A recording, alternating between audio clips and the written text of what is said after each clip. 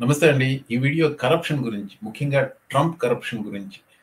Corruption గురించి చాలా ప్రస్ఫుటంగా వీడియోలు పెట్టాలని అనుకుంటూ ఉన్నాను గానీ, సమయం కుదరట్లేదు. అందుకనే చిన్న చిన్న మందు మాత్రల్లాగా మీకు చిన్న చిన్న వీడియోలు పెడదామని. ఈ వీడియోలో నేను Vietnam chapter, Trump corruption Vietnam chapter. అసలు విషయంకొచ్చే ముందు మీకొక వ్యక్తిని పరిచయం చేయాలి. మీలో ఎంతమందికి తెలుసో తెలీదో తెలీదు గానీ, ఈవిడ పేరు యాన్ యాపిల్బామ్ అండి. Journalist and historian. పోలాండ్‌లో ఉంటుంది. Dual citizen. America and Polish dual citizen. World wide known expert.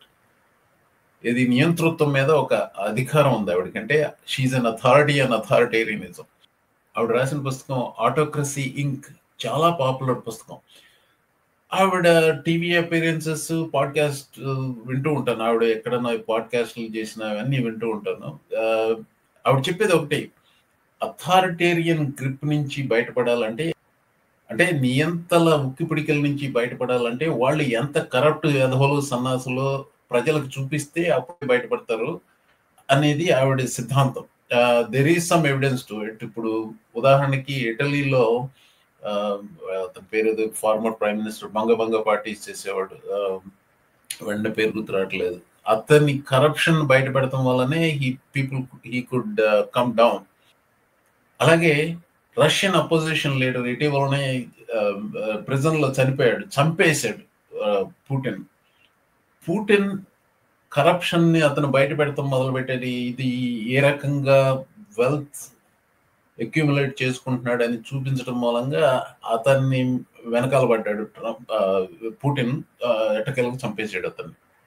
అందుకనే ప్రతిఘటన ధ్యేయంగా ఉన్న వాళ్ళు కరప్షన్‌ని బయటపెట్టాలి. ఆ అవినీతిని వేలెత్తి చూపించగలగాలి అనేది నేను నమ్ముతున్నాను. అందుకని ఈ అవినీతిని చూపించాలి. ఇది ఈరోజు ఉదయం వచ్చిన వార్త.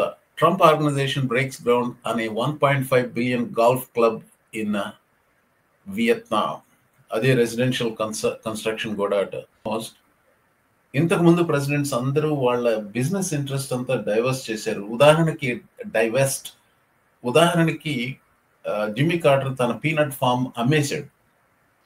అలా మిగతా వాళ్ళందరూ బ్లైండ్ ట్రస్ట్‌లో అట్లా పెట్టారు.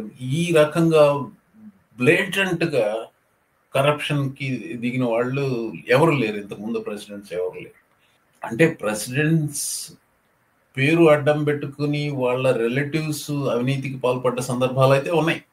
కానీ ప్రెసిడెంట్స్ దెమ్‌సెల్ఫ్ వాళ్ళ ఇమ్మీడియేట్ సంతానం ఈ రకంగా బహిరంగంగా అవినీతికి పాల్పడ్డ ఉదాహరణలు లేవన్నమాట.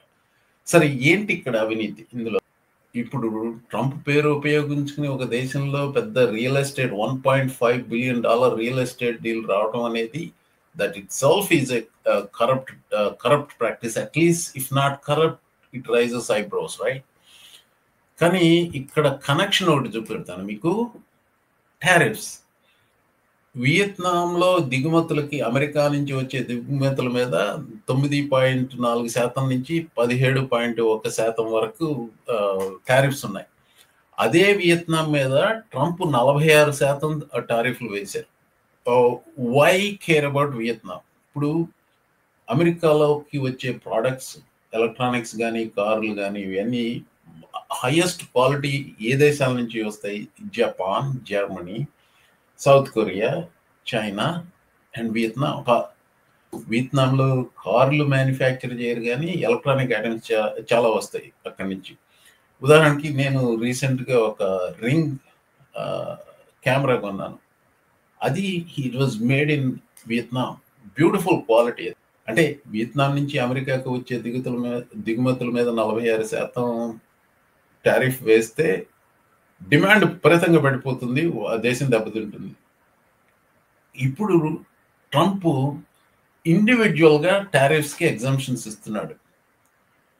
ఇప్పుడు వియత్నాంలో ఆ టారిఫ్స్ తగ్గించాలి అంటే ట్రంప్కి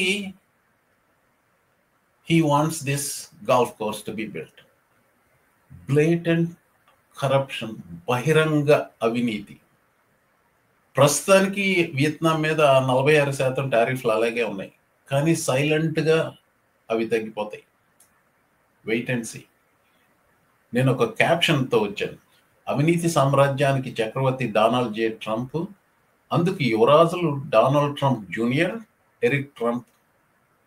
డీల్ అయితే ఎరిక్ ట్రంప్ సైన్ చేశాడు, కానీ it is announced with the prime minister of Vietnam.